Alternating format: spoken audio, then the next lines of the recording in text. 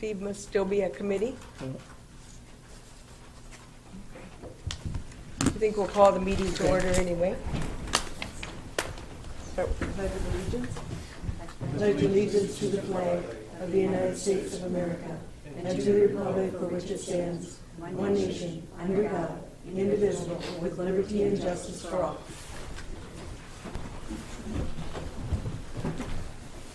Okay. Approval of the agenda. We do need to add, we have to set the final budget today. That will come this morning, and Carol did give it to us yesterday. So we're. And where is it going to be on here? Where are you putting I think it? we told her 9:45. 9:45. There you go.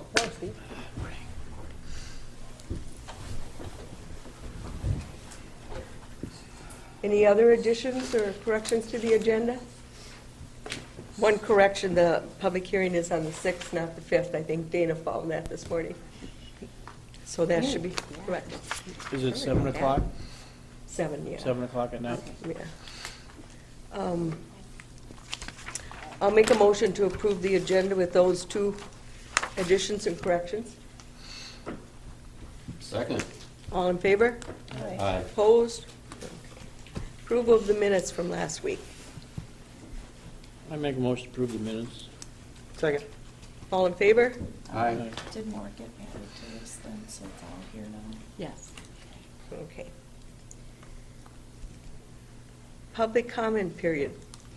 Reminder, no personal attacks, but come forward, tell where you're from and who you are, in 2 minutes. My name is Jack Knight. I'm from Alameda County. I'm a soil and water commissioner there, and I sit on the RC&D board. I was also involved in helping write the Alameda ordinance. Can you explain what's RC&D real quick? RC&D? Resource Conservation and Development. Your office is in Rochester. Good, thank you. Local offices. Okay. I want to explain real quickly why your decisions here in Houston County could very well affect Alameda County. We had a proposed sand loading site south of New Albin by the Riley Construction Company. Due to situations both in Fillmore County and Alameda County, opposition to the project, it didn't actually happen. However, it was made clear at that point that the desirability of the New Albin site was to avoid the proposed state of Minnesota tax, which is levied at the point of sale, at the transloading. That is why that was such a prime site, and that's why it is still a prime site. And if the railroad were to buy that property from Riley, they could use railroad exemption. And despite the fact that it was turned down by our planning and zoning, and Riley withdrew its permit, once a railroad would own the Riley site, we would not have that option. And right now in Prairie du Chien, Wisconsin, we are witnessing railroad preemption of a transloading site in a residential neighborhood against the opposition of citizen groups, neighborhoods, and their council. So we have a genuine concern there in Alameda County. Nobody in Alameda County wants that site to be active. And your decision here and your decisions you're going to be making this year could very well affect that. There's 3 things you could do to be helpful. You could have a restrictive ordinance. You could have a ban or a combination of a restrictive ordinance and a ban. Or, if worse comes to worse, you could deny the conditional use permits that would allow transloading out of the state. And that's what I have. And I will be coming to your public hearings if you'd like any more details on this. What's going on is Alameda County, are they doing any meetings or anything going on right now? We or anything? have our ordinance in place. It's been in place since July. Okay. Right. So, And we have not had any permit applications to date. Of Okay. course, that could change this afternoon. sure. Excellent. Well, thanks for coming. Okay. Thank you.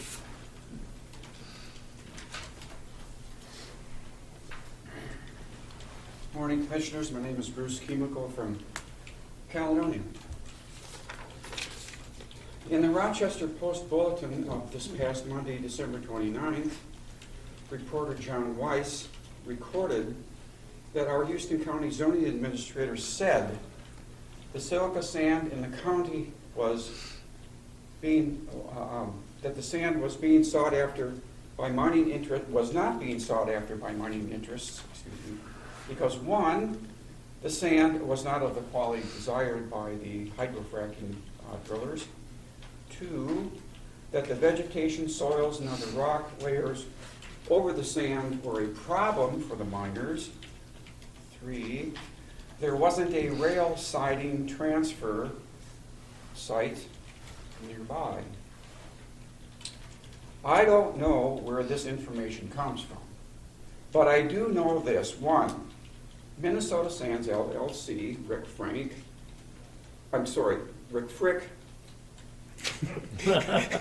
thought that 200,000 cubic yards of sand transferred out of the Tracy Erickson mine site, either heading to Winona or St. Charles processing plant, was very desirable. Two, without the overburden being removed, what else in the world would a miner use to fill the pit with? Besides, there's plenty of sand at the surface in this county. Three, when the price of sand creeps up again, after this slump in the oil shale patch, they always go away. A railhead in Winona or a barge landing in Winona is close enough. And now Mr. Knight tells us that Alameda County, south of New Albany, is also a very nice close site. And don't forget, the Canadian Pacific could build a siding in the Root River south of Miller's Corner. A survey crew was seen there early this fall, as told to me by Jim Nesson of the U.S. Fish and Wildlife Service when I had contacted him to tell him that they were welding the rails together, which means one thing: bigger loads, more loads of whatever they want to pull. Your time is up, Bruce. You Thank bet. you.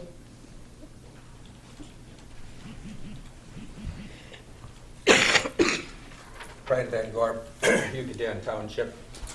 First, if you've been paying attention to the news at all lately, you know that banning unwanted activity is not only possible, but has become commonplace and accepted. Denton, Texas, and the entire state of New York are just two of the most recent examples of places doing what you're afraid to do.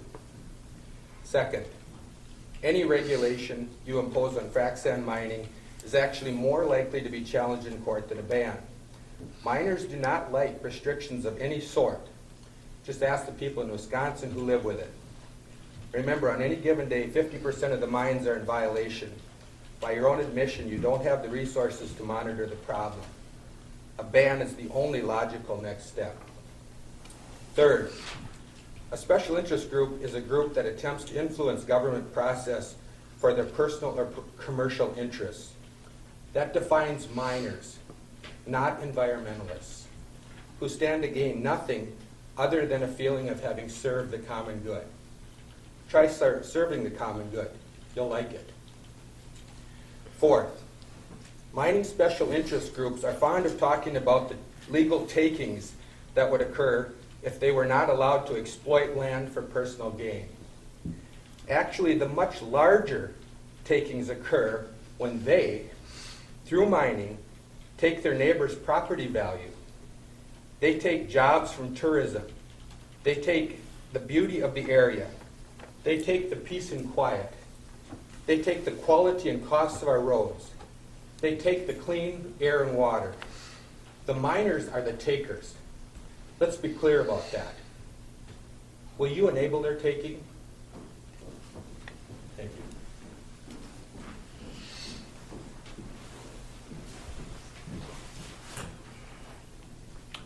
Morning, Commissioners. Ken Jumper from La Crescent Township. I want to pick up on Brian Van Gorp's mention of Denton, Texas, and what happened in New York State 10 days ago. Denton, Texas, which is known as the place where fracking for oil and gas was invented, on Election Day overwhelmingly by 59 to 41% voted to ban fracking. A grassroots citizens movement forced a referendum after the City Council refused to enact a ban earlier in the year. Similar bans on hydraulic fracking passed in Mendocino and San Benito counties in California and in Athens, Ohio. The other big thing, of course, that occurred 10 days ago when New York Governor Cuomo and his administration decided, after 6 years of study, to ban hydraulic fracking in the entire state. Just a few years ago, Cuomo was on the verge of approving fracking in upstate New York, but because of strong opposition from residents, because of recent studies showing significant public health risks of hydraulic fracking, because of dozens of communities passing moratoriums and bans, and because the state's highest court ruled that communities could use their zoning powers to ban fracking, the governor did the right thing for the people of New York and banned it. Commissioners, if you're paying attention to what is going on in this country, you would know there is a massive grassroots political movement to stop the extreme energy production referred to as hydraulic fracking. From New York to Texas to California, it is now mainstream for elected officials to use their legislative and executive authority to stop hydraulic fracking, and the courts will support the use of that power by elected officials. As you know, frac sand is absolutely necessary to frack for oil and gas. The residents of these places passed bans on fracking for the same reasons we are pressuring you to pass frac sand mining, to ban frac sand mining in Houston County. Commissioners, you could choose to be part of this emerging political mainstream.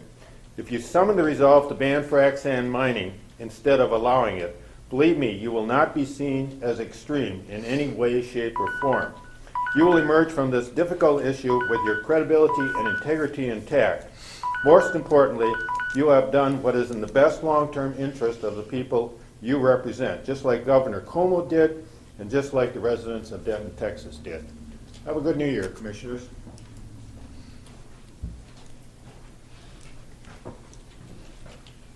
Donna Buckby, Yucatan Township.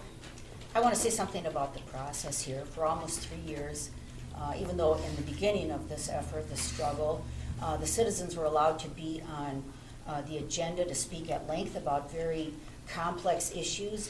For almost 3 years now, that ability of the citizens was whittled down to 2-minute sound bites. And so that indicates that you probably don't understand the complexities of this issue, or you don't respect the citizenry. And as if your job is to just hear department heads give their, weekly or monthly reports.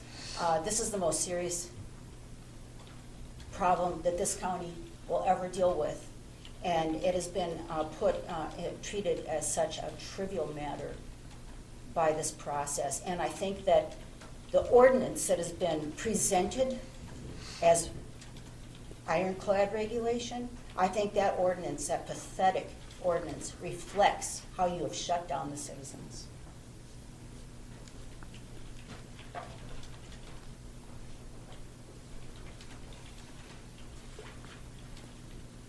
Anyone else wish to address the board at this time?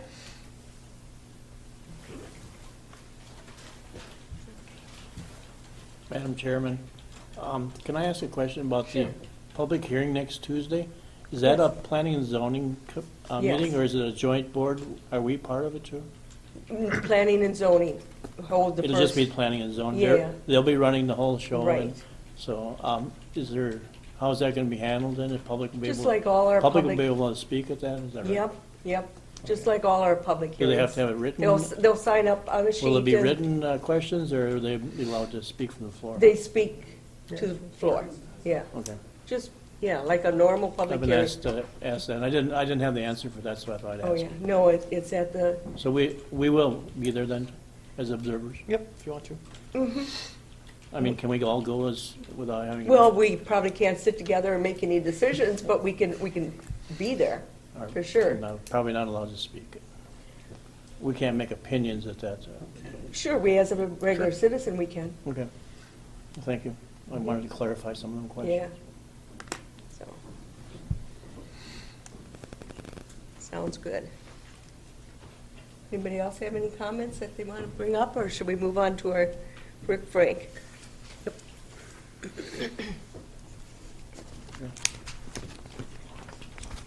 Rick. Yep.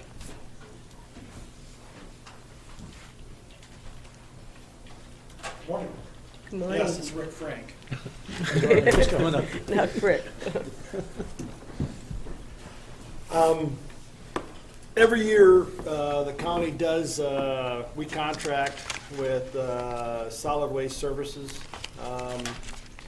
And we do have licensing requirements for haulers for pickup and transportation, disposal. First of all, what I'd like to do is, I sent in your packets the haulers' transportation and license agreements of a number of haulers. I went through their applications, everything is here, plus the fees that we require associated with the license application. So we have every hauler that's in the county that does business is under this licensing, so I don't know if you want anything more, but I would ask that the county board approve another year for the 2015 licensing of these haulers.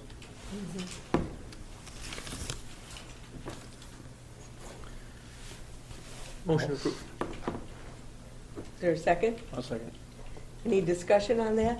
You had a little note on the bottom about add Matt Hoscheit if we need him. Is that as a hauler? Actually, he's kind of a backup to the backup of hauling semi-trailers to Auberdale. Oh, okay. Bob Giblin has Has the the contract for contract, okay. that. And once in a while, Bob, you know, if he's got a truck down or he's, you know, like he has taken off, he had some surgery or, Okay, yeah, I need that backup. Then So- I've used also, if Hoscheit can't do it, I've used Comstock out here. He's got a semi-tractor that he's hauled just once Right. maybe or so, or just to help us out too, so. sounds good. Okay, all in favor? Aye. Opposed? Also, I do have, I sent to you the Richard Sanitation. He is by contract allowed a consumer price index increase each year. From looking and what I could find out, it was roughly just about 2%. So I basically talked with Richards and he's agreeable to that. That is for the hauling of all the material out of the drop sites that he takes over to the landfill for each site. And each site is we bid them out years ago, and each site is a different, based on the mileage from the landfill. So each site is a little different. So, and I sent, I think you, that all in the packet. Yes. So, if I could get a Motion? Move to approve the Richard Sanitation rate hike 2015. Second. Further discussion? All in favor? Aye. Opposed? Also, we contract with Woodland Industries for services they perform at the recycling center and the drop site personnel. In discussing that with Woodland and ABC there out of Rochester, they're looking at roughly with their insurance package and everything involved with their rates, it was 3% over the year before. And I think I sent you the new rates, everything in that packet. Right. They are, like I said, from my discussion with them, that's where, like I said, trying to hold the line as much as possible, but with their insurance is mostly insurance, a lot of it was. Rate increase plus a wage, so. We've been working with them a long time, though. We've been working with them since 1990. Yeah. Or 1990 when the recycling center opened up. They have always, we've always had their clients that they filled in at the recycling center up until we had to cut back and revamp our recycling system. But then, like I said, I think it was about 2000, we ended up, instead of, we did close and cut a number of personnel at the recycling center, I think it was in 2000, but then we also added hours because we were getting a lot of public input about expanding hours at the drop sites, and that's why we went from just a Saturday then to during the week, which has worked very, very well for us. Good.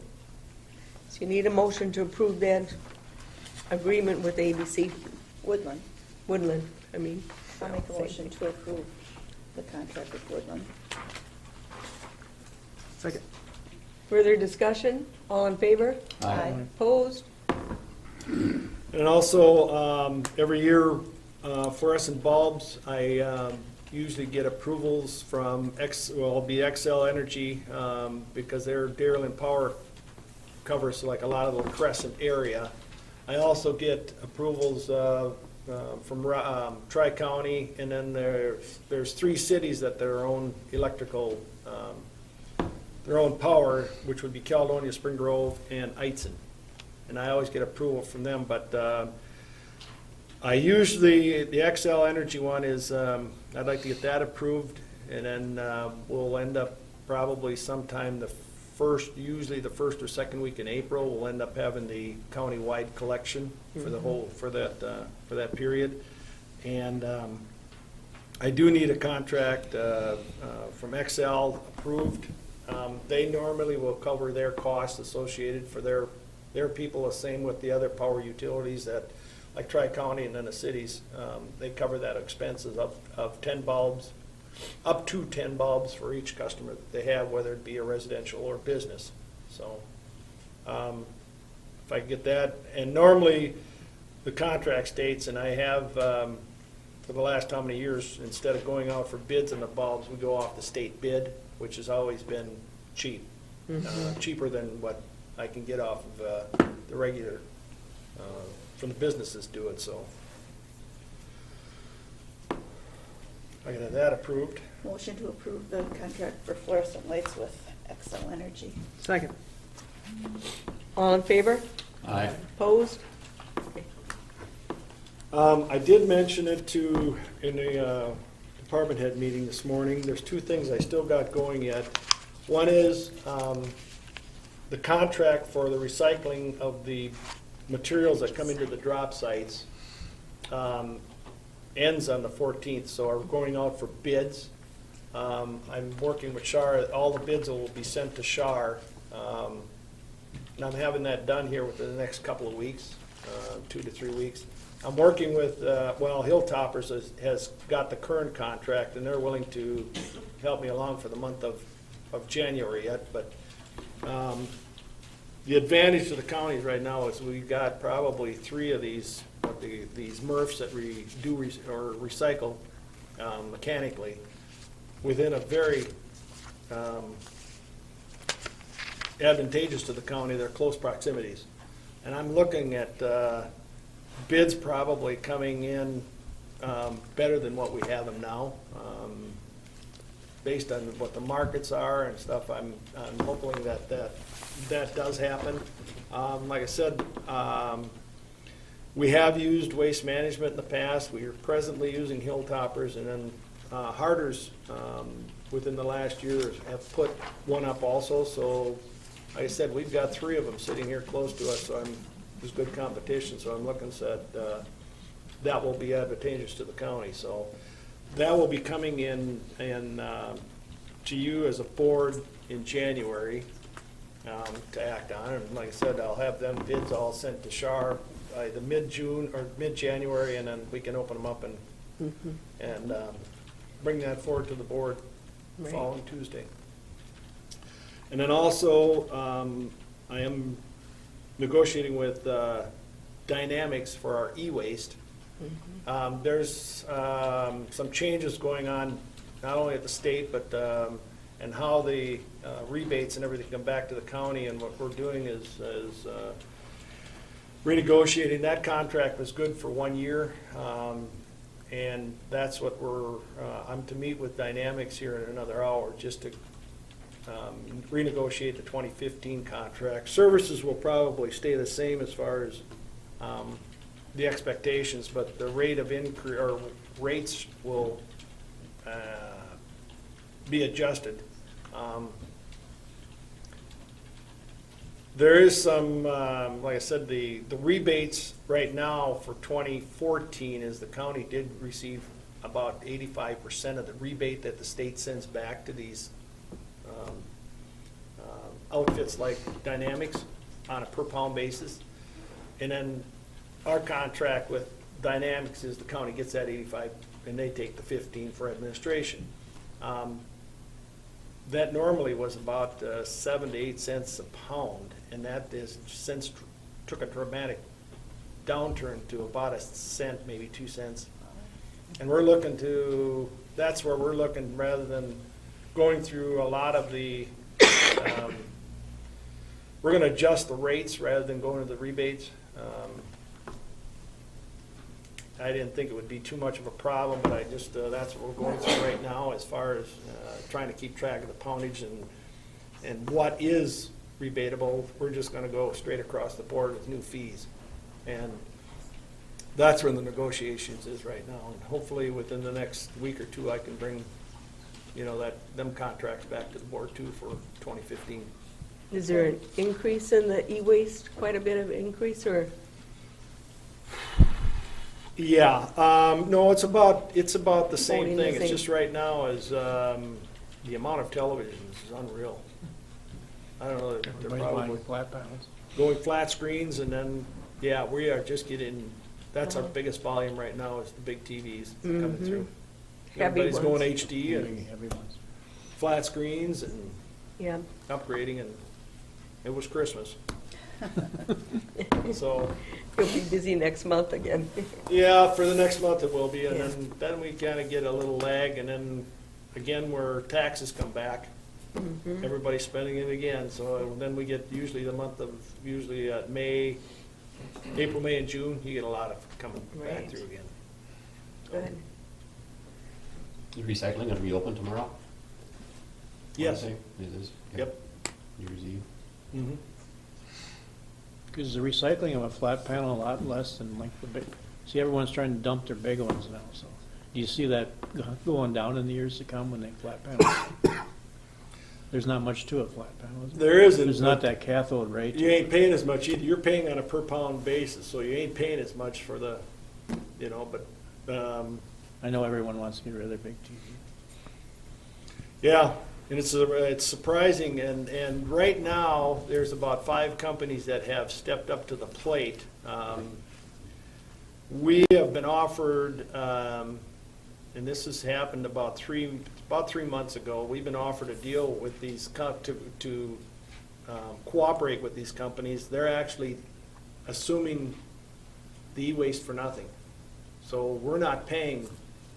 We have to separate the material down at the recycling center into different gaylords. So we're keep separating, and we're getting it picked up off our dock for nothing too. So I mean, it's some of the smaller companies. Well, I shouldn't say that either. It's about 30, probably more than that, probably 40% of our volume of TVs that come through that we're getting now within the last couple of months anyway. We're getting ready for at no charge, free. So when that came through, I kind of jumped on it. Like I said, we've got, the thing is with our system, with the drop sites and everything, we can separate stuff out so easy, and even with the recycling center, where we've got a point where we can bring stuff back to and work with it. It's really been an advantageous for us too. It's helped quite a bit. So You've got some good workers at those sites too. Very helpful. Yes. good. Okay. Okay. Any other questions? Thank you. Thank you, Thanks, Rick. Okay, Tess?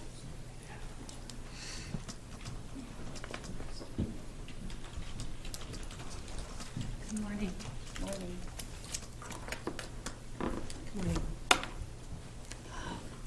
Thought, if you don't mind, I would like to move on my agenda to move on the human service matter first. Okay. That way Linda doesn't have to sit through all the rest of it if she doesn't wish to.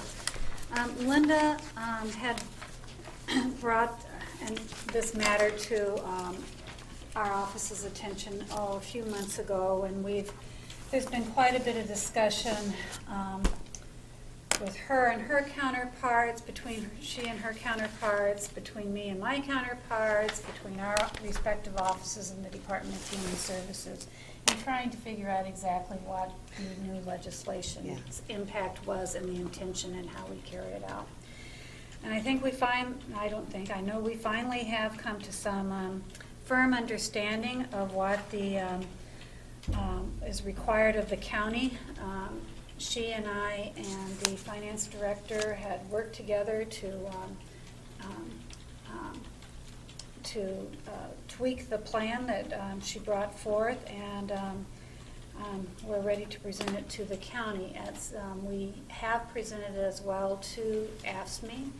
The union does have to, as is outlined in here, accept this plan proposal. It is not clear what it means to accept the plan and proposal, and because it's not necessarily a part of bargaining. No, It's not in lieu of bargaining, and it's not intended to be in lieu of bargaining. But Linda, why don't you talk about it? Yeah, a little bit of the background. Actually, the state legislature this past spring passed something that, and I think, yeah, actually, give one to each of the reporters, and I don't know if you had it in your packet, but here's you could give one bulletin to Shar so she has one, and I only printed one other one out, but I tell you, it's exciting reading. What this is this DHS, Department of Human Services Bulletin, is basically interpreting the law the legislature passed. I believe the background in what happened is the State Department of Human Services employees had a wage freeze for quite a while. So then the state legislature gave them like a 5% raise increase. And if you get digging into this bulletin and read more, basically they pass that on to all the counties as well. However, they also pass some provisions within the law that make a whole bunch of other things count toward wage increases, toward waivered disability services type workers in human services. So originally when we read this, we thought, oh my gosh, that means we have to give the disability services workers a 5% wage increase. And that, of course, goes outside union rules when you think about it, because they're part of a collective bargaining unit. So then the deeper you read into the bulletin, you realize, okay, we're okay. No, we don't have to do that. What we do have to do, though, is it outlines it in the bulletin. There's a special month where if anybody had a wage increase, you can count that. We, in our calculation, use just human services employees. However, according You have that in front of you. Yep, that would be this document. However, in the bulletin, we could have taken it countywide. Wage increases can include things like All compensation.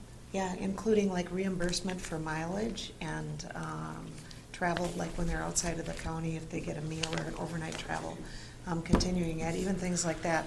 So in order to calculate what we did then, we had to take, based on the instructions in the bulletin, we had to take the amount of gross revenue received through the disability services employees.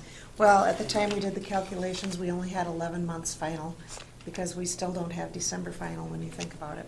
So we took 11 of 12 months. We did the math. We came up with a projected revenue for disability services workers of $283,636 earned in 2014.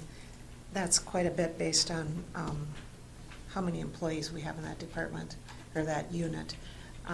So we took that, and then we had to take 5% of that to figure out what a 5% raise would be. It ended up being a little over $14,000. According to the bulletin, we have to take 80% of that $14,000, and we have to put that totally toward wages and Towards compensation. and benefits. Yeah, I should use the word compensation. So we did that. We ended up, we had to be at least over a threshold then of $11,345. So then we calculated where we were and what we've already done. And the state has a different fiscal year than us. Theirs starts July 1st.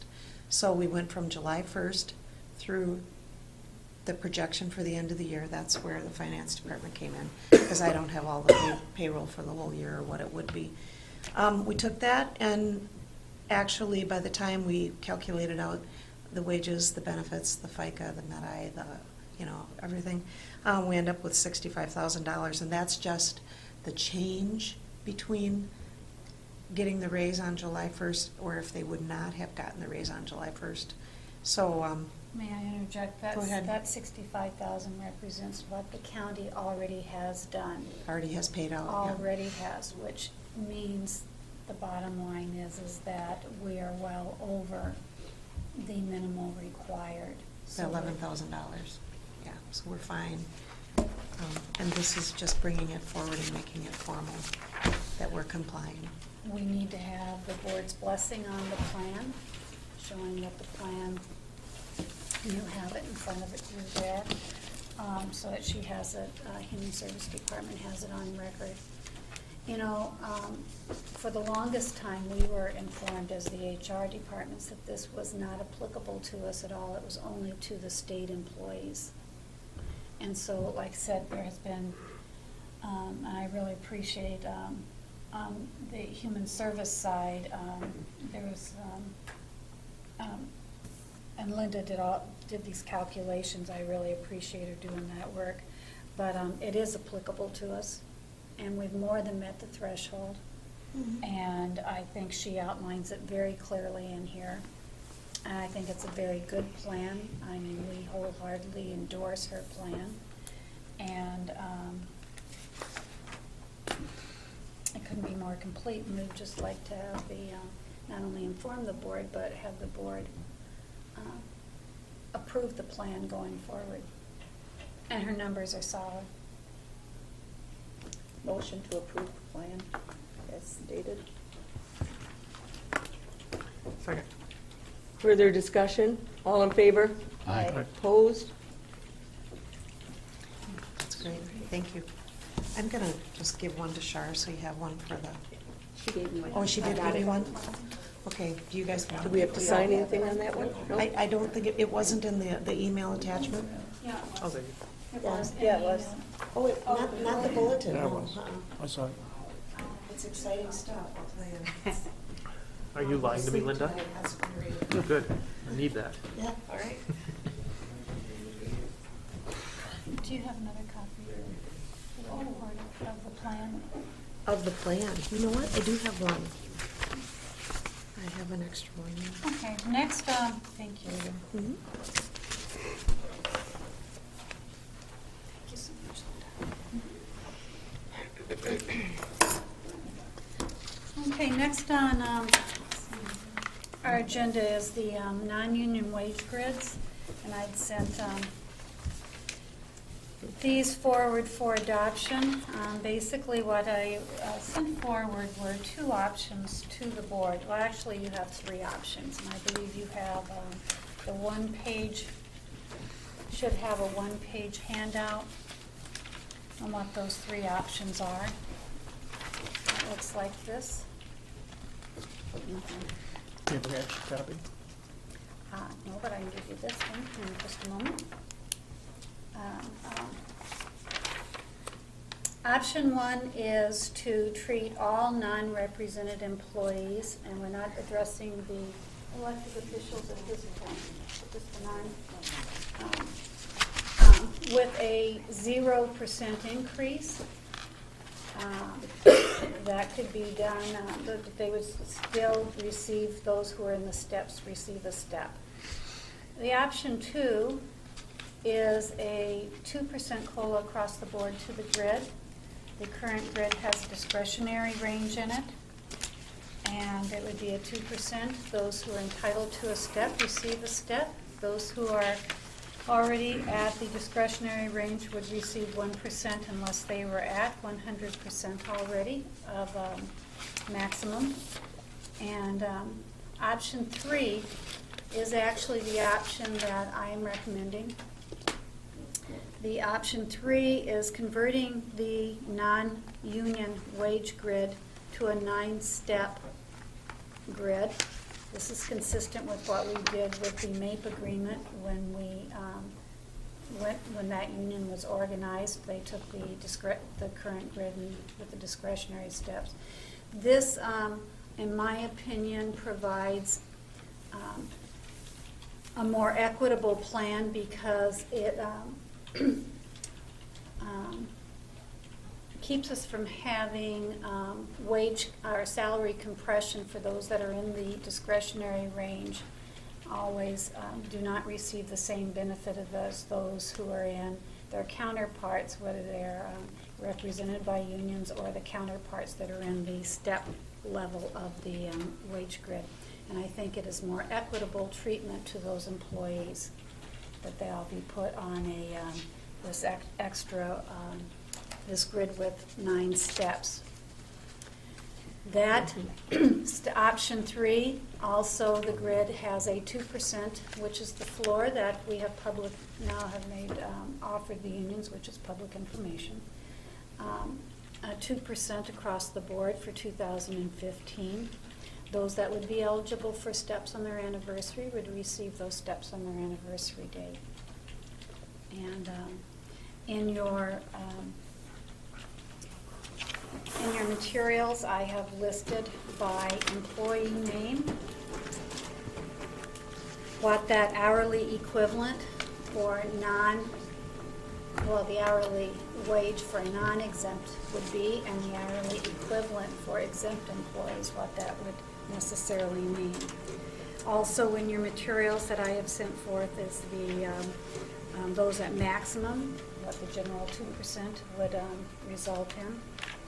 And but before we can go forth with some of the other items, we need to determine what grid we would be operating off of. Keep in mind this is the same grid that you may use. We have historically used as a guideline for the elected officials, although statutorily you can act in, you can set compensation apart from having a guideline, although it is my understanding that the guideline would provide for more equitable compensation for elected officials as well. In reviewing that, I thought, too, they should be on a step similar to MAPE. Using it as a guideline. Yeah, as a guideline. So I guess what I'm asking for first and foremost is for the board to adopt a wage grid that we, it says it should not say elected official because that should be guideline, but it should say non-union appointed, those who are not in collective bargaining agreements guideline, or wage grid, excuse me. So I would be asking for a motion on, like I said, my recommendation is the wage grid with steps at the 2% COLA. So are you asking for just the grid, or are you asking for salary, setting their salaries? What are you asking for? Well, I mean, you just said wage grid. Are you just looking for a grid to go from to the 9-step, or are you looking for actually for increases in pay, or what? This would necessarily for non-represented. We're not to the elected officials yet. Like I said, we're at the non-represented county employees. Mm-hmm. If you adopt whatever wage grid you adopt, Mm-hmm. we will be setting salaries off of that. Historically, what the county has done. Why do we have to adopt a grid? Why can't we do each person individually? Well, our current policy is that we do have a grid. You'd be getting rid of the grid. Now, one of the considerations when you get rid of a wage grid is you start having potential considerations and concerns for comp worth and for salary equity. So that's one of the reasons you have a wage grid in the first place is because of those considerations. So And we do have a salary equity study due the end of January. I think if you leave the grid the way it is with the discretionary range at the top, then it's up to you if you want to move people up in that discretionary range. If you That's go to correct. this grid, they would automatically move up. Your current non-represented wage grid is steps 1 through 6 with the discretionary range starting at step 7 and then with going to step, Yeah, what equivalent would be to step 9. right. Now, those, in recent years, well, historically, they've been at about, the discretionary has been they haven't really been discretionary, they've been across the board at approximately 2%. Until recent time, they have been more at, in the range of 1%. And years ago, they used to set whatever, I mean, they set them person by person. It wasn't just a blanket. And that's But you can do why, that too. that is why you have this chart here, which says who is at what step and who is in the discretionary range and who is at full. So for instance, discretionary range, there are 2 persons in the discretionary range at this time. That is the finance director, Carol Lapham, and a member of public health, Michelle Schulte. Everybody else is on step. They haven't gotten to that range, or they're at maximum already. The other, I might point out, the other exception to that is we will be doing a reappointment of the assistant county attorney this morning as well. She is currently at 97%. So you do have discretion, according to county policy and practice, unless you change policy and practice, of those 3 individuals as to what their salary would be. You have 1, the determination to whether you want to do the 2% across the board. 2, determination whether you want to implement full grid with steps or maintain the policy with the discretionary range.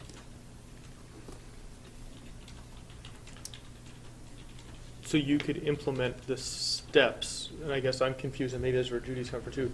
You can implement the steps, but still have discretionary. Right now, we are not currently on a step. No, you are currently on a step. You are on a So what was this non-union 9 appointment policy. What was the Yes. 9-step? You said you wanted to go to the 9-step. What are we currently at then? You're at, get the right one out. You have 2 of these grids here in front of you. Yep. Right. One has steps 1 through 6. Actually, it has steps 1 through 7 because the from 6 to 7 really is in reality a step. And then there is a discretionary before you get to maximum. What we did with the MAPE unit, there has been interest from colleagues quite in the county, is that, I've heard from a few, is that we go to a similar 9-step grid and eliminate the discretionary range and actually make that a 1-step placement. That, like I said, does one of 2 things. It helps go a long way in precluding salary compression, and it does add to our comp worth, keeping people who are in, whether they're represented or non-represented, in your management and your mid-management fields, and your public nurses are included in this, public health nurses. Keeps them at a equitable salary with their colleagues who are represented. So better to have a 9-step is what you're saying. That is my recommendation, and I believe that is It supported seems like it would be by- the most fair way after reviewing all those pages that we got to go with that option 3, with going to the 9 steps. I will move that we go to a 9-step recommended by HR, but with a pay freeze for 2015. But with a what? Pay freeze for 2015. No COLA is what I understand. Correct. Would that also include, Commissioner, no steps for those who are in the steps that are not at maximum? I think, I would say steps, but no COLAs.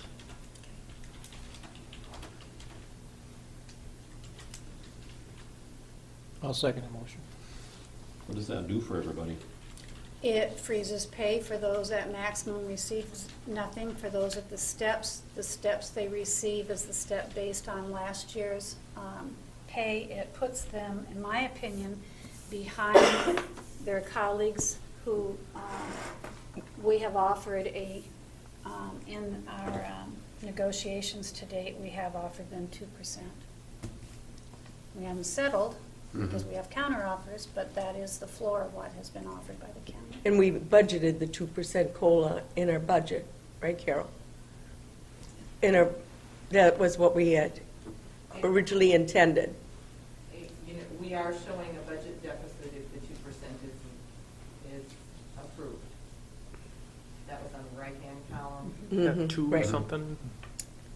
That is correct. There is a 200 budget something. deficit with that. Keep in mind, this represents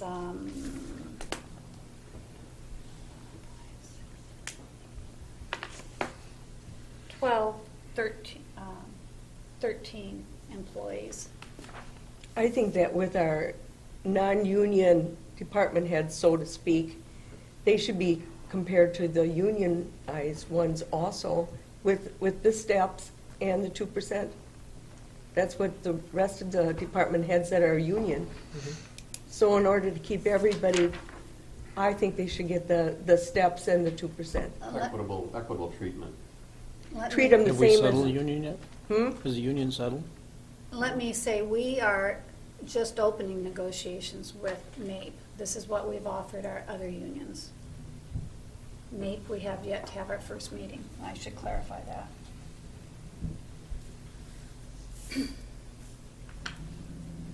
But this has,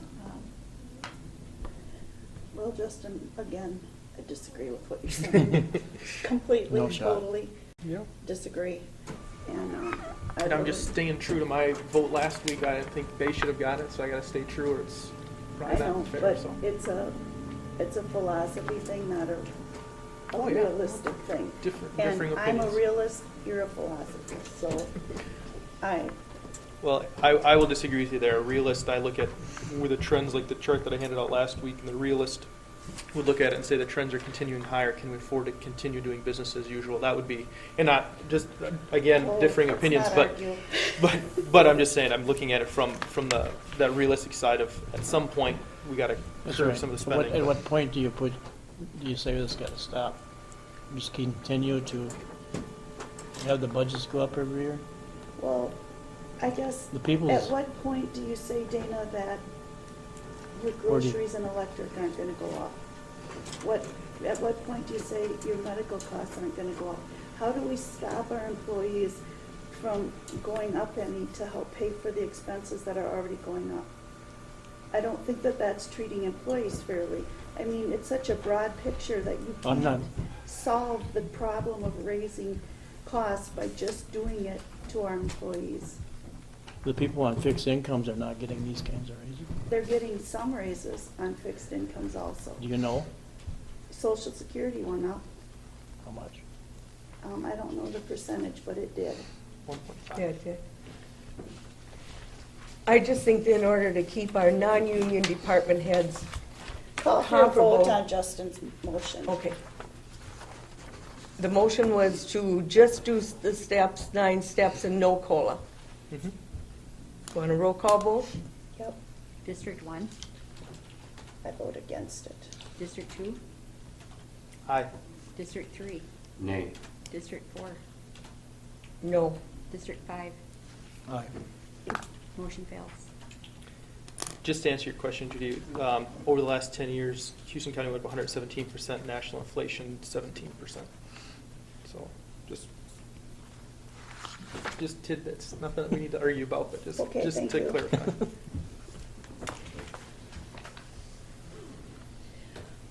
I make a motion that we go with the steps and the COLA for the employees that we were just discussing. Second? Roll call vote? District 1, District 2, Nay. District 3, Aye. District 4, Aye. District 5. Nay. Motion carries.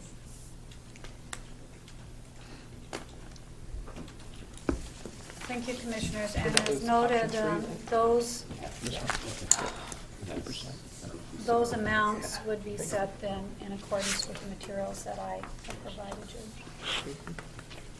I'm sure on behalf of the non-represented staff, they thank you. No, we have to do them, no. No, we have one more matter under non-represented staffing, and that is recommend effective January 6, 2015, the reappointment of Jamie Hamill as an Assistant County Attorney, C44, Step 9. And you see that would be an hourly rate of, under the new grid at $30.48. And I recommend her reappointment effective after The swearing in. the swearing. Okay. I will move to reappoint Assistant County Attorney after the swearing in on Monday, January 5th. Second. Further discussion? All in favor? Aye. Opposed? I suppose that should be termed immediately following to be accurate. Right? Immediately following, I Yeah. have to figure out how that works out, but that would be at a step 9, just so that we're very clear on that. Okay. Okay. Now, elected officials. There we are. I have met with the 3 elected officials. I need to make it very clear, it is not my intention to usurp their authority. I'm just bringing this matter forward and they can speak on their own behalf. Historically, the county has used the non-represented grid as a guideline for setting elected official salaries. If you were to act in a manner consistent with past practice, it would be looking at elected officials. We would be giving the auditor a step. The recorder is at maximum, and the treasurer would receive a step as well, which would be consistent with them. Although they are not on the step, we set their compensation on an annualized basis. They're actually, whatever it is that you determine their salary to be, is divided over 26 pay periods during the calendar year in which they're serving. And so they may each act on, So you're they looking, wish to speak. so you're looking at what for each one? Are they going up a step and getting a COLA? Just like, are Yep, they it would looking be at the same. So as what I they have just did? listed on here is at the very bottom, the 3 elected officials that are in place. I understand the 2 elected officials that the sheriff and the Attorney. county attorney have spoken with you and have already discussed their salary with you, which you would need to, should be setting as well. I would ask that you may want to look at the grid and set it according to the nearest step, whatever is higher than what they had negotiated with you at that. So step right now, price. we're talking just about the auditor, the recorder, and the treasurer. That is correct. And that would be getting their step and their 2%. And those should be, I would And- recommend when you address this, that you make a motion on each of them individually Yep. for the record. And I have listed on the second page of, for convenience, and I've discussed this with each of them, so it is their intention as well. The auditor's salary is listed there. The new recorder's salary for 2015 is listed there, as well as the treasurer's salary for your consideration. I'll move to keep all elected official salaries at current 2014 levels for 2015. And not give them the step or the 2% at all. Right. I don't agree with you. I think that we've been doing that, and we need to put them equitable to the rest of the people. And I know you're doing that because that's what you I speak stay of. but- true, and that's what I've always preached, and I'll continue to, so. that's the I would motion. remind those in attendance that although there had been times that the elected officials had taken voluntary pay freezes at the same time when others were advanced. So there may be an argument to be made, if you will, that they have done so at times when, but they're not requesting to do so at this time. They have previously done that. And that has put them out of sync with their colleagues. They are some of the lowest elected in the officials. state. It's really unfortunate Because that they've been, And even our surrounding counties, we got a whole list about all the other counties, and we're the lowest in most of them, you know. Yes, I did send that to you for comparison earlier. I don't have it with me right now. I think we need to give them their step and their 2%, the same as we did for the other department heads. You have a motion? That's a motion. No. you- no, we still got one. Oh, yeah, was there a Second. second to the other one? It wasn't called for. no. There wasn't a second to your, was there a second? It was never asked, it was never Call called. for Okay. the second. yeah. Okay. I agree with Justin that on the 0%, but I think it's, with these people, it doesn't call for that. I cannot second it. So the motion that Justin said is no increase from last year. Mhm. It fails for lack of a second. Mhm. So was there a second to Justin's no? Okay. No. Motion died for lack of a second. So I'd like to make a motion that we go with the grid and the 2% for our auditor, treasurer, and recorder. I will list those for you, because I believe we should have them on the Okay. record as to what Yeah. they should be. The auditor's salary for 2015 and elected officials. Please make sure I'm getting these numbers accurate according to what we discussed. $70,428.80. The recorder, $61,838.40. And the treasurer, $57,470.40. Correct. Is there a second? Second? Roll call, please. Roll call. District 1, Yes. District 2, No.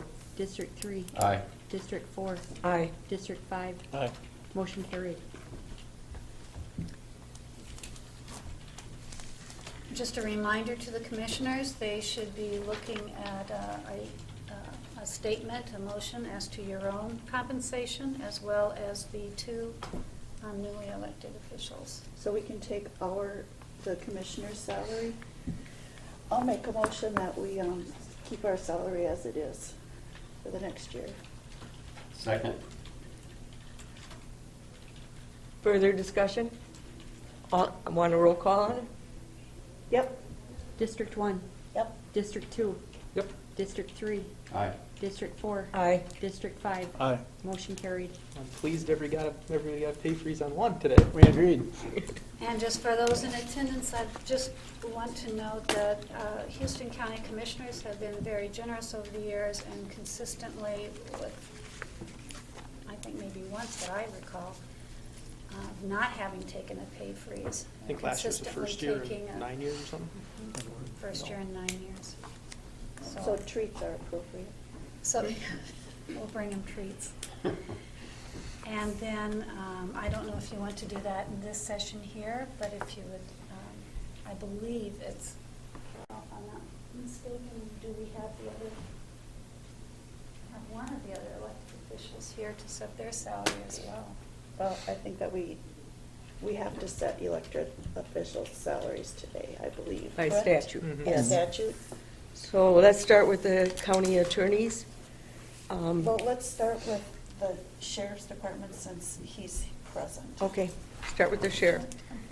The present sheriff is at $86,371.95. I was going to recommend that we do the 2% COLA. And I disagree. Okay. Well, So you don't, What's your proposal?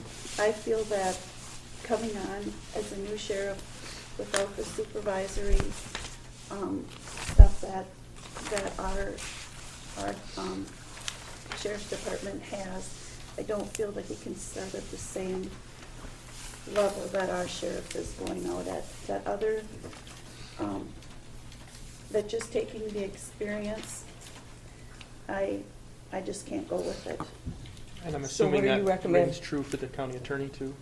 No. They're two We're just separate discussing. people. I understand that, but I'm just saying that, I'm assuming that's, it's the same logic is gonna hold true It's for him. two, well, the same logic, yes, but it's Okay. two different people with two We're different just talking the numbers sheriff right now. of experience. And I know that you've been a highway patrol for a long time, but I feel that as an employer, that I myself don't feel comfortable with starting you at the rate that the outgoing. 8-year experience. Right. So what is your motion, Judy? I didn't make a motion, I'm just okay. discussing. Okay, well, we I should. mean, I just think that we need to discuss it openly, Mhm. and everybody should be able to say their opinion. You said yours, I said mine. I have to base it on experience. I agree with Judy. I'm, met with Mark, and he's got some great ideas.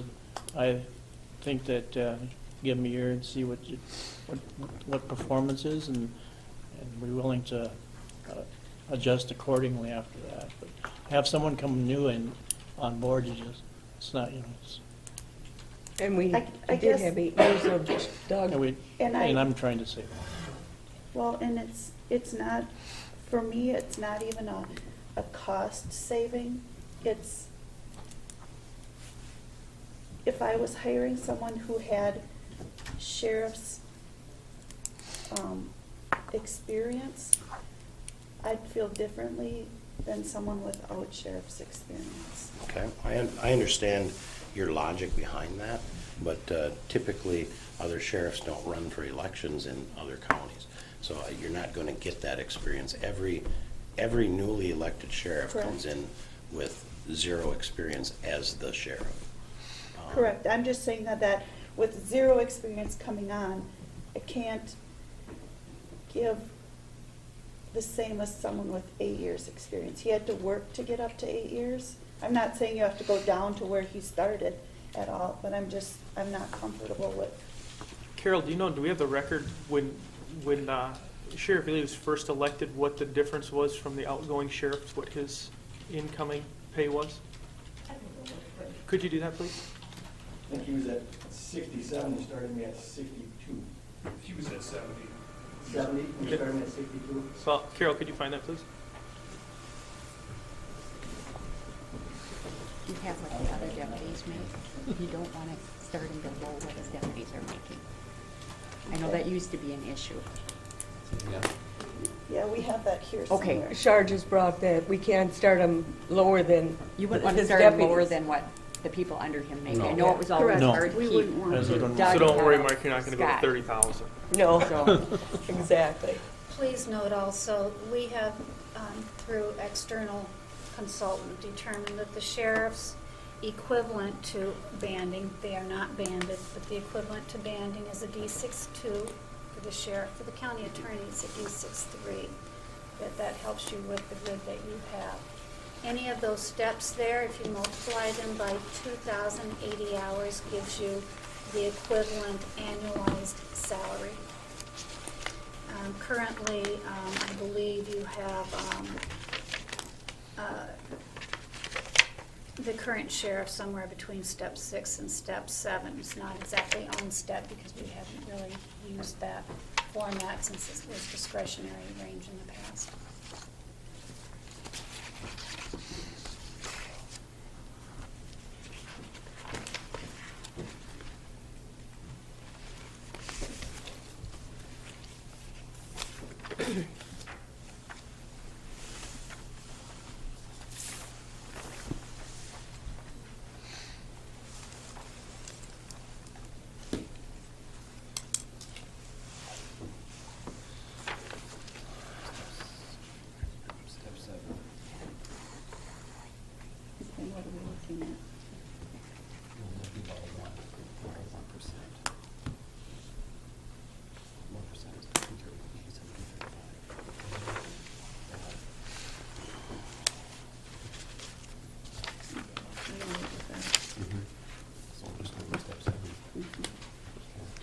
Which is how much?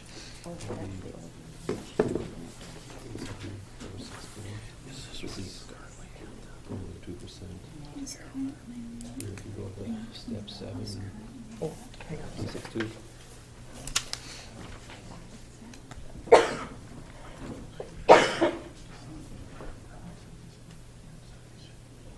Could do that, yeah, but, right, we don't know. Right, exactly. Yeah. Because I agree. What was that? Anything I should hear? Just trying to work some mathematical equations out. Mm-hmm. Yeah. Starting at 7. Has the hourly paid? I don't have that right now. I can go get it. So I'm kind of thinking something like this.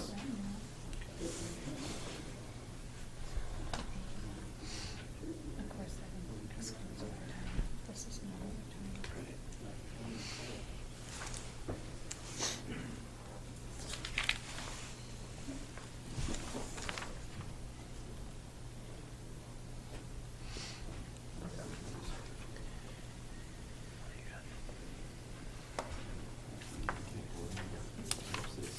Here comes Carol.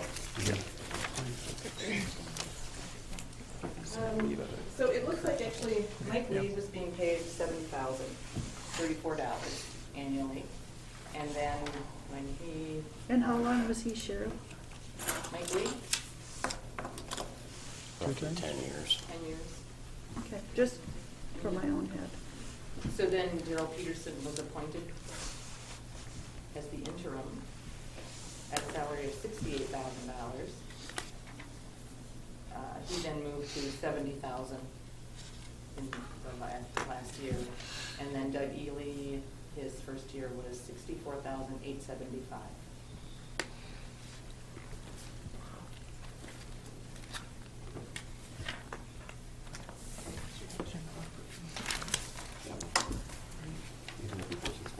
Step 7. I'm going to. Do you want to sit here? I'm going to go get my. And that's the 2%. She's going to go put them in a different color. Did you make a motion, Judy? Carol, Make a motion. excuse me, Carol is also going to go get the LALS deputies grid so that you know what the highest hourly rate on that is. You annualize it so that you are not looking at anything less than that. And don't we have something in writing as to where the chief deputy will fall? So Yeah, much, it's gotta be the I had. And now Bob, it's union somebody in there? contract. It's all by Somebody- May. Oh, that's right, he's in MAPE now, I forgot, thank you. You're welcome. We did, you're Yeah. correct. Yep. Steve, did you have some calculations there, Justin? Well, we were just discussing, you know, if you had the 2% right now, it would be 87,464, and we're currently at 86,371. Mhm. I guess for me, you know, I like, you know, like a staying true, you know, I mean, flatlining and just no increase, which I also think is probably appropriate. Coming in on a raise wouldn't necessarily be an appropriate thing to. Mhm. No. You come in you're and get exactly more right. than, you know. Yeah. So if anything, I would say, you know, at least, you know, Keep it having the a same. ceiling of at least where it's at currently, you know. Does that make sense? Mhm. You know. Yeah, 2% would put them at 88,009. Yeah, we don't want to do that. It would be what? Yeah. We don't want to give a 88? person a raise when they Yeah. haven't started. If you put them in step 7, which is where it should be, D62, is that correct? Mhm. Yeah. At step 7, I have 87,464. It's about $1,100 more. More than, What it is today, 86,371. That means we're still looking at giving the incoming sheriff more money than. Right now, it's No. 86,371. Just don't feel right I don't about either. that. I agree with Judy on that.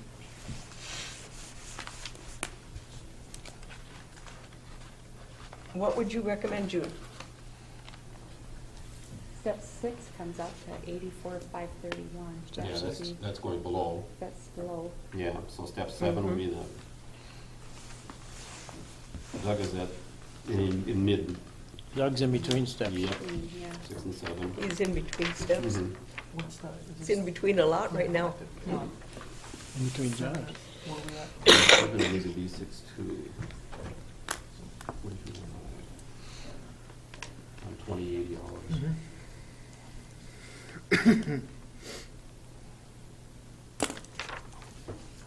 Mark, would you be horribly offended if we put you in at Doug's exit salary? As step 6? Yeah, it's between 6 and 7. No, I would not. You No, don't? I'm not expecting to come in as a new sheriff and I'm not expecting an increase in salary. Yeah. But I'm also not looking to go backwards. Well, yeah, we don't want that happening either. I guess I would move that we put in a salary of $86,371, same salary as the exiting sheriff. And 95 cents. 95 cents? Okay. Got Okay, it. yeah. Gotta have that Got it. 95 No cents. cuts. No cuts. Is there a second? Second. Roll call vote? District 1, No. District 2, Yes. District 3, Aye. District 4, Yes. District 5. Aye. Motion carries. Thank you, Mark. Thank you, Commissioners. You better not speed going home, Judy. Next year. Next year, anyway. I didn't hear your comment. That's probably a good thing. Yeah. Yeah, I tried to lighten it up a little bit. Okay, now we, county attorney is our last elected official that we need to set a salary for. The current attorney is making $91,017.17. $91,017, is that Yep. right? In 17 cents? Right. Okay. I will say that our county Our- attorney our- salaries, The county attorney did request like a 10% increase in coming in with, he has quite a bit of experience from when we met with him. I think that's a little bit over what we can afford. I will move to keep things on the same playing field. We do the same with the county attorneys we did the sheriff and continue at the current levels for next year. I actually think that our attorney coming in is going to be more of an asset to us because they don't have to remove themselves from a lot of the issues that we've been dealing with that we've paid outside attorneys for. I agree. He's coming in expecting to maybe eliminate the need for Jay Squires. Mhm. Remove a lot of the need for Jay Squires, which cost us a lot of money. And I think other things too. Well, He gave a good sales pitch. Let me tell you. My only 2 cents on this one, I would be very cautious only using that as an argument because Mark may have things that he would like to save as well, but yet He we didn't does. take that into consideration. Mhm. So being on the same playing field. The other thing is, when you have the sheriff and the attorney, technically there is no experience required to run for either one of these positions. You must hold the proper licenses and documents, but there is no experience required. So looking at it from a strictly monetary value that, with the sheriff, we had gone and kind of kept it the same, and he's first year newly elected.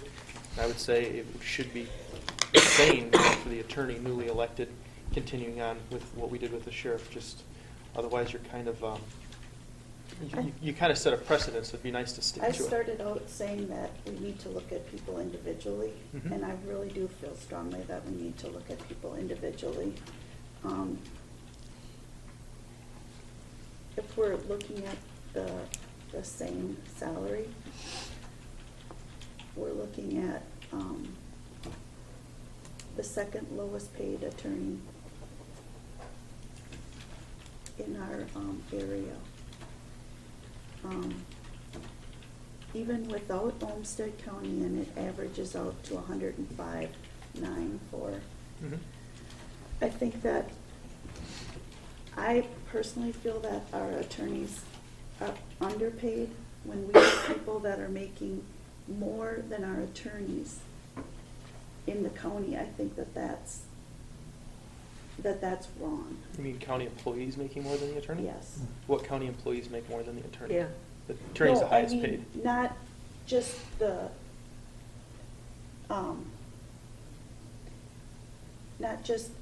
county attorney, our county attorney's office. And I don't know, I can't find my thing that tells,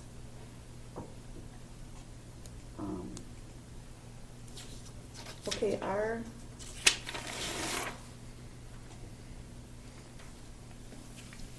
Commissioner, are you looking for specific salaries? yeah, Of other counties? no. We have a sheet on the Minnesota, comparable county sizes, we are the second lowest.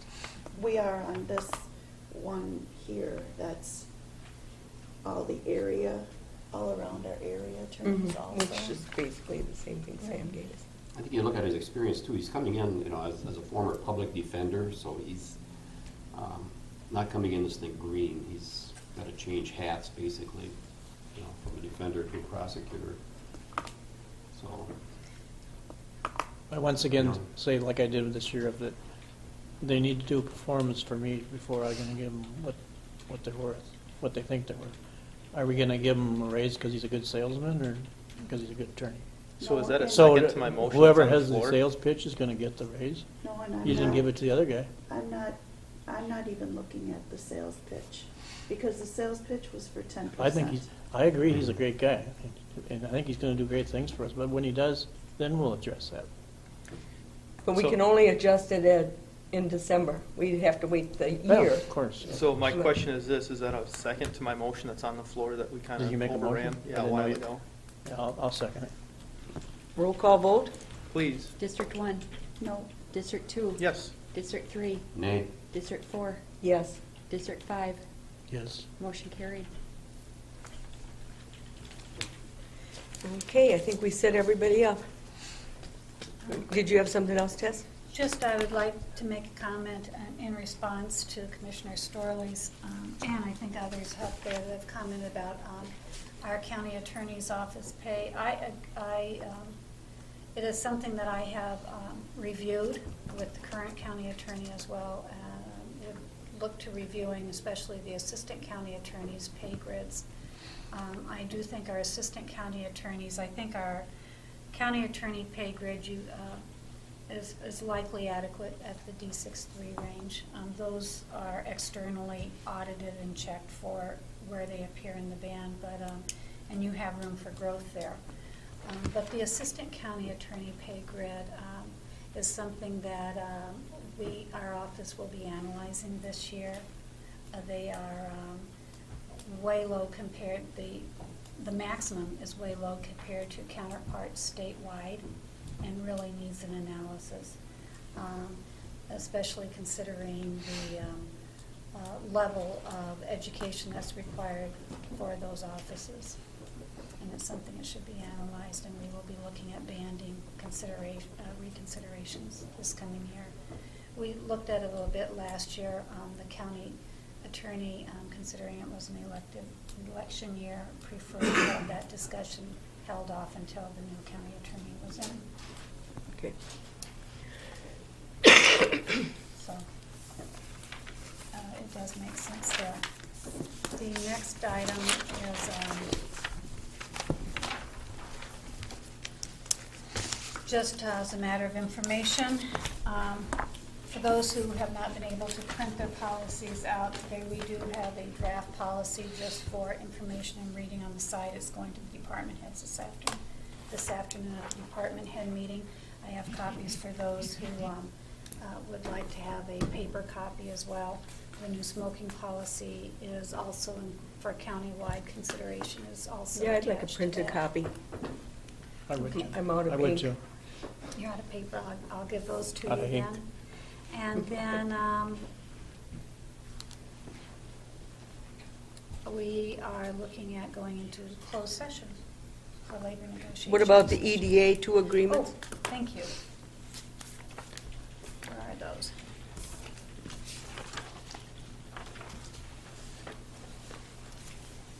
We have a proposal from CETA to renew our agreements.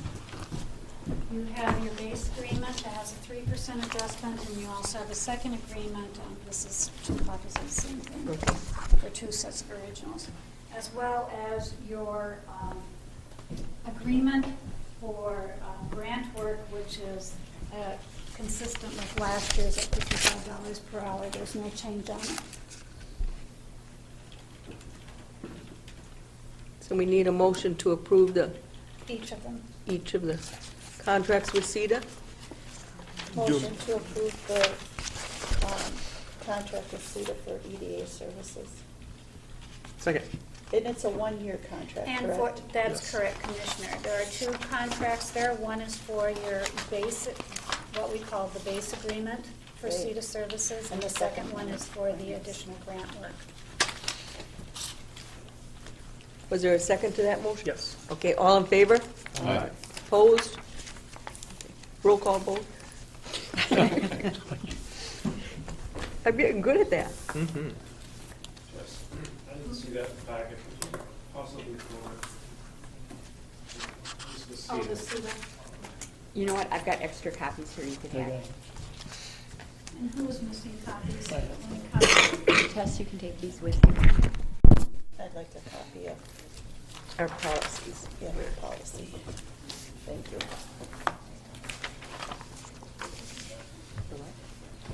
I'll make a motion to approve the CETA contract for grant writing. Is there a second for the second EDA? Sure, second. All in favor? Aye. Opposed? Okay. Oh, this is the update. Thanks. Do we want to go through the rest of the business so that, Yeah.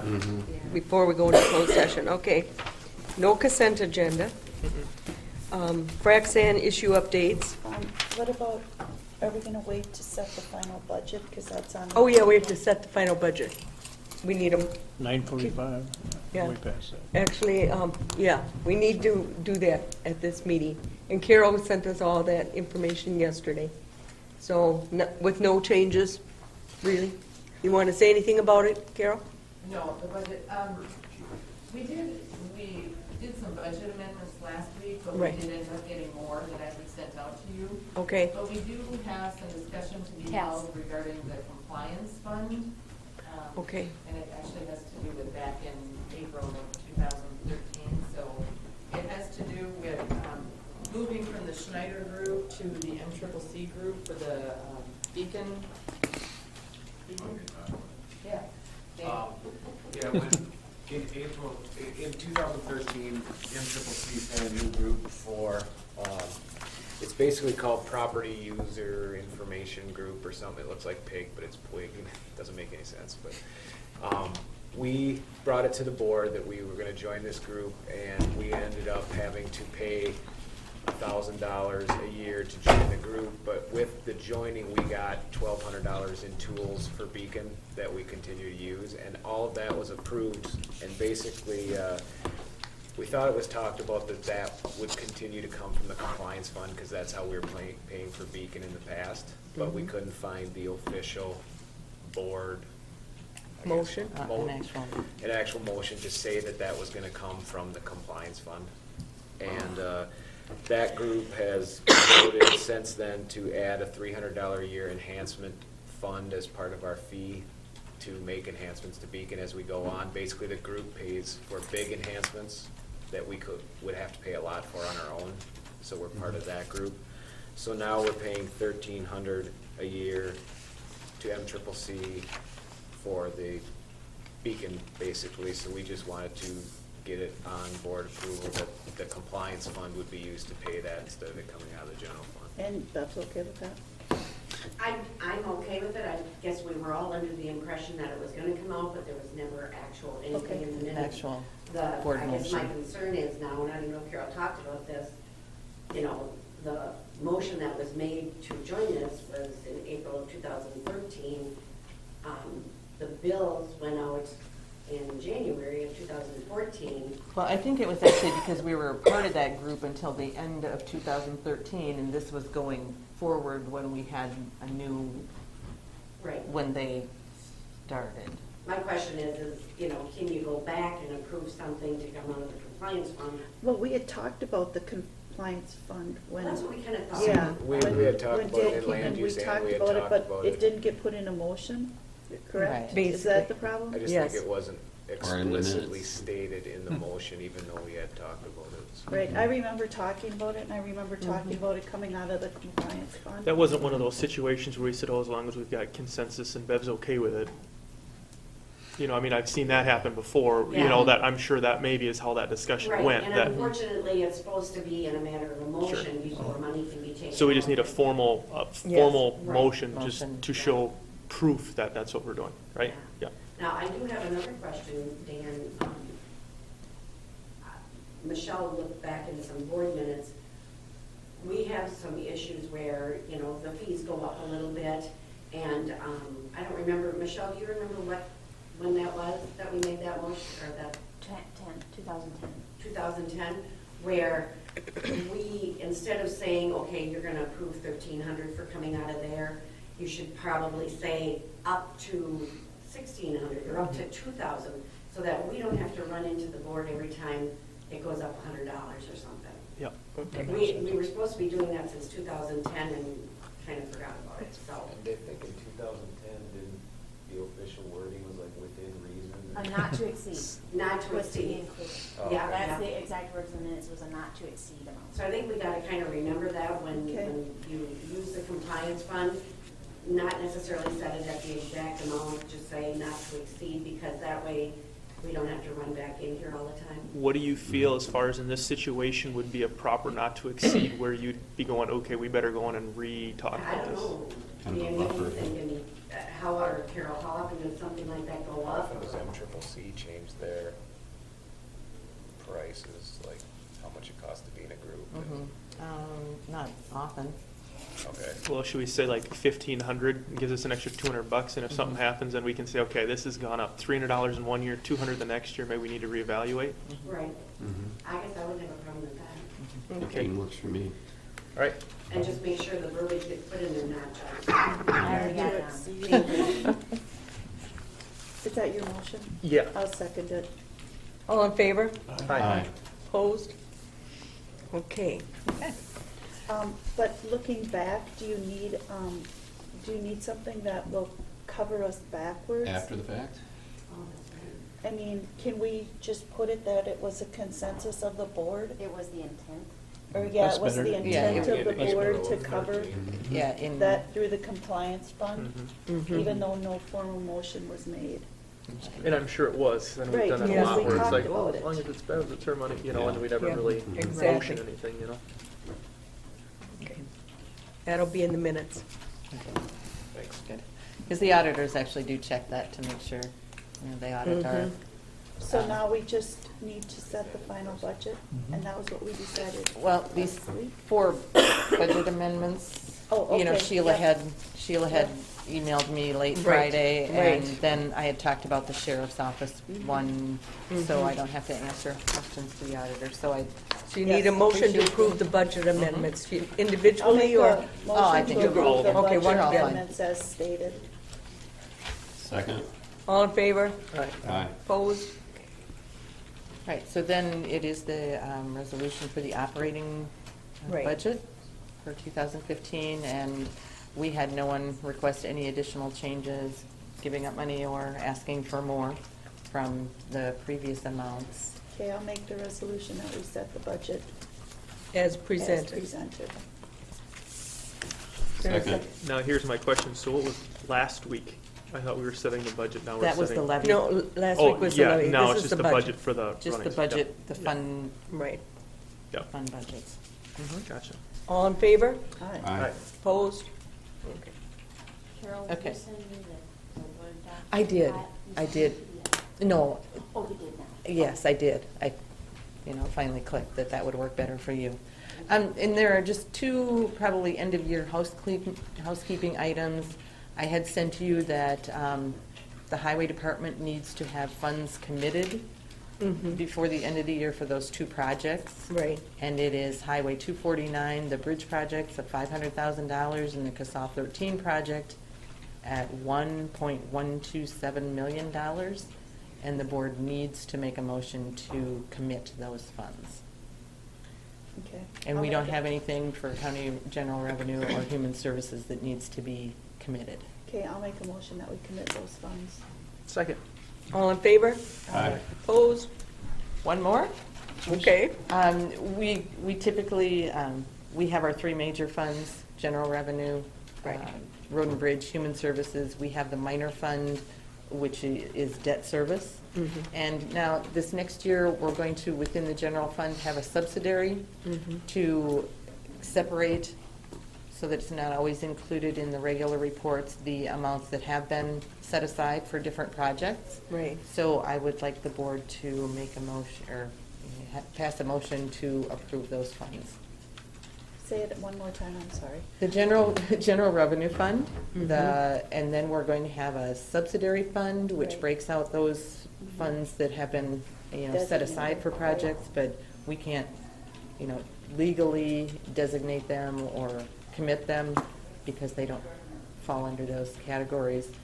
And then our road and bridge fund, our human services fund, those are major funds, and then our debt service fund is a minor fund. Right. And I would need the board to just Just on the make a funding motion structure, just that we're going to have those that we funds. will be using those funds. Sure. Motion to approve those funding sources, so stated. Second. I'll second. Subsidiary? Subsidiary? Second. All in favor? Aye. Opposed? It'll just be project, I believe. And just, we will be paying bills tomorrow. We've got a stack of them that are all December bills, and we'll send you the list. I thought that was a little late. It is,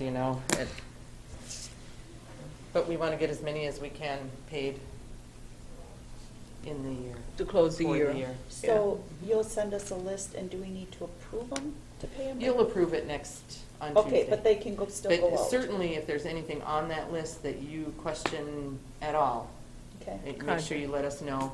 And the checks are actually printed, but they're not mailed until Friday, Okay. so.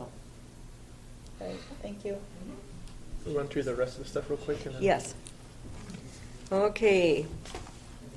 Fraxan issue updates. As you know, the public hearing will be January 6th, and we've been getting quite a few comments and phone calls. I'm sure everybody has, but I've been compiling them all. The Planning Commission hopes to, at the public hearing, they're going to receive comments. Then after that, they would like to have the Planning Commission, who will take the lead, of course, because they're the ones that will make the recommendation, meet with the study group to talk it over, all the comments. And then your regular Planning Commission meeting will be the 22nd, and that's when they will make their recommendation for our public hearing, which is in February. Okay. That make sense to everybody? Okay. And the Planning Commission and public hearings will be in the CJC from now on. Dana and I had mentioned something about we've always done two public hearings, one in the evening and one at 10 o'clock at our meeting. Do we want to move our public hearing to evening also? We've done it so that we could accommodate both, everybody that way. Some But- people do work at night. So, Like you want to... maybe move ours Why up to don't 6 we o'clock, talk, we maybe? got time, it's not till February 17th. move it up We'll to Let's discuss that more, because that's Discuss it more. a good point to discuss, right? Yeah, I didn't want to motion or anything, I just wanted to, we got till February to decide that. Highway building, anything? Yeah, we got a meeting on the 5th. 3 o'clock. At 3 o'clock, so we'll let you know the following Tuesday what we discuss. Okay, and nothing on the jail at this point? Nope. Commissioner reports? I have none. I had, well, department head reviews last Tuesday, LELS negotiations on Tuesday also. And other than that, it was Christmas. Yeah. I'll report. Shar, did you get mine, department head? Thanks. Yes, I did. Okay, Thank you. There's two I didn't fill out by choice. Oh, okay. Send me an email. Okay. Yeah, I'll do that later. I had no report either. Yeah, I forgot. Christmas. Okay. Okay, approval of the claims? I have a question on one bill, Oh, on what? before we approve the bill. Oh. I have a question on 6003, salt. It was a salt bill. There was late fees on that. What's the reason for late fees? Why, we paid $10,000 in late delivery charges? It just kind of got to me. Do you have it in front of you? Or It's on yours. Got it It's over here. 6, I wrote down 6003 on this, the far left column. Do you know which set of bills it was in? The second one you gave us today. The ones that came in late. Yeah, it was also one here. That came through Carol's office. Just This one? kind of jumps out at you. Morton, And it was paid to Morton? yeah. Okay. Is that a highway department? That would be highway, I'm thinking. Yeah, would be a late fee. Why would there be a late fee? Yeah, for $10,000. Okay, I don't know where it is. I know where, I saw it on there. That one, you think? No, it's the second one. No, because we'd have to call the highway department about it. You added it to the bills. This one? I guess- Right here. Adjust late Adjust delivery late fees. delivery fees. I guess I could What's look that at all it. about? I'm betting they're just adjustments within there, and I don't think that's the whole thing, but let me call I just Sheila. thought it wasn't a late fee, I thought it was adjusted to us, I will that call they Sheila. delivered it late. That's how I read it. Did you? These are payments, though. Why don't you just What's give the Sheila, bill? you can give Sheila a call. I mean, did we run out of salt already? No. No, we were, I'm sure there's a reason. Just Hey jumps. Sheila, this is Sharp. The board is questioning a bill to Morton Salt for $10,984, and each line item says adjust late delivery fees. What is that?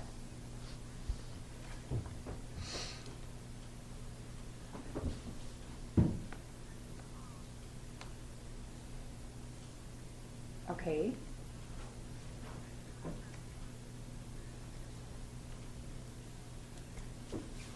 Okay. Okay. So the whole 10,000 isn't a late fee. How much, do you know how much we paid for? Oh, okay.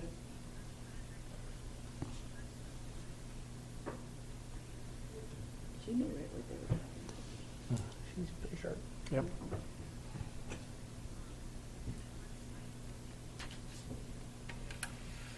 Okay, I think I'm gonna put you on speakerphone and have you explain this to the board, because I don't wanna try to repeat this whole thing. Hold on. Okay, you there, Sheila? Yep, I'm here. Can you hear me? Yes. Okay, so we took delivery from Morton Salt of our salt supplies. However, the delivery time did not comply with the contract, which was a little frustrating for Tom. So we assessed the penalties, and I can't remember how much it was, but it's so much per ton per day that they are late. And so I think the overall penalties were around $22,000 for Morton. And that's what we ended up deducting off their bills.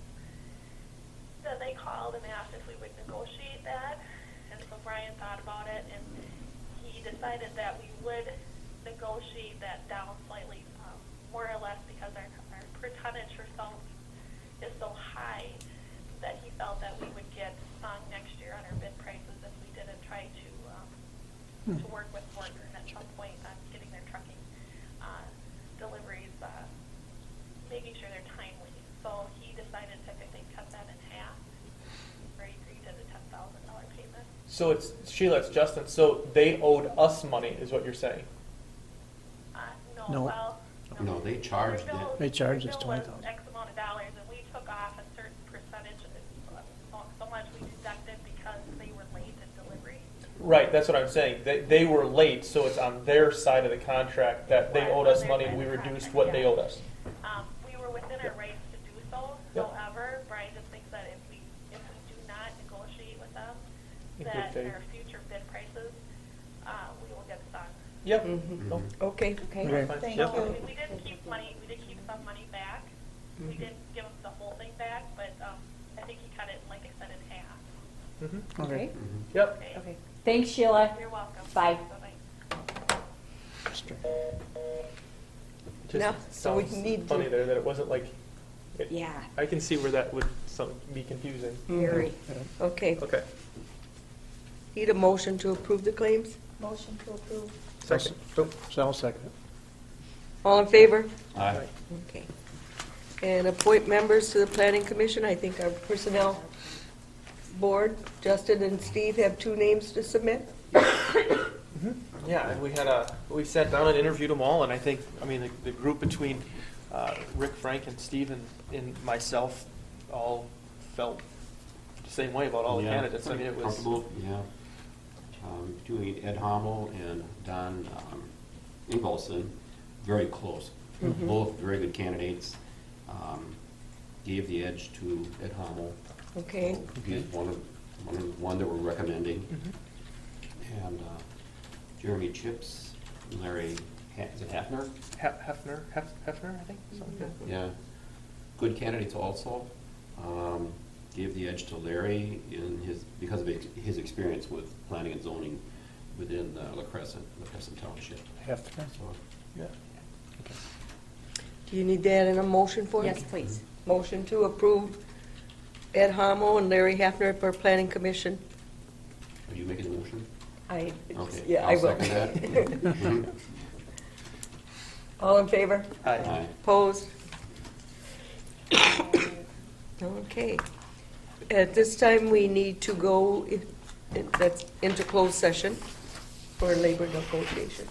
Well, and actually, Tessa will explain that.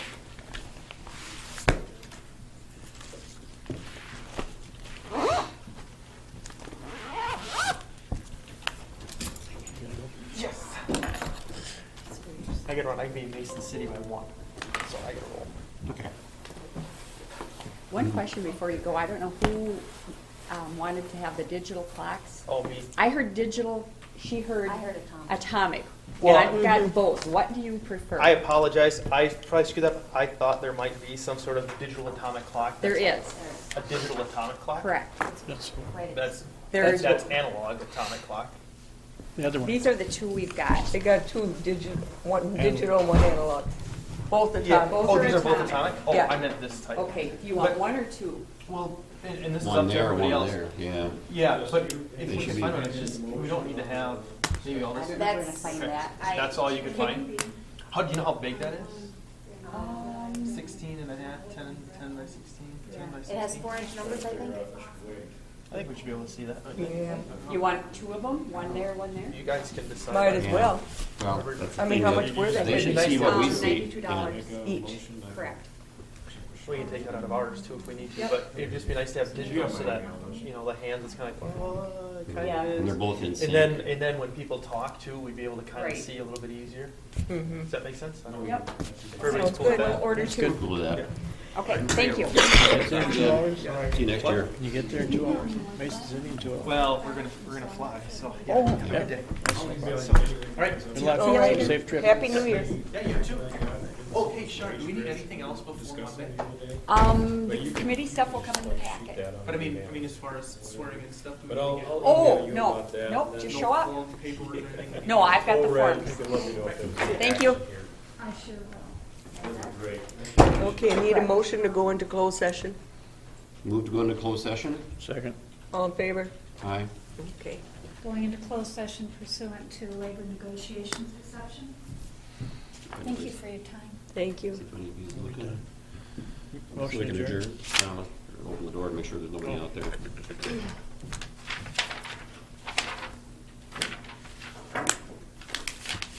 Anybody out there? Okay, no. Motion to adjourn. And second. All in favor? Aye. Opposed?